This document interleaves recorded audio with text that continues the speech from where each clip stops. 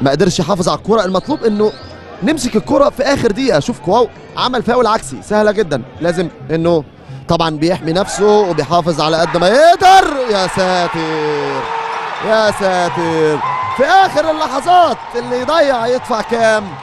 اللي يضيع يدفع كاش، اللي يضيع يدفع كاش في اخر اللحظات. في اخر اللحظات المصري يدفع كاش كاش كاش في اخر اللحظات.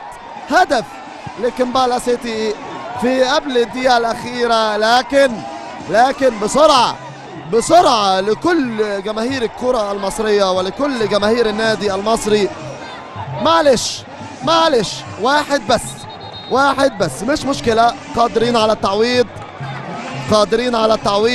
قانون كرة القدم لا يتغير أبدا. كرة طولية في آخر اللحظات. بقى ده كلام ماشي كويس طول المباراة. كرة واحدة وفي آخر اللحظات محمد حمدي لازم نتعامل. هو عمل مباراة طيبة علشان برضو يعني ما نلومش عليه، لكن هارد لك يا بوسكا.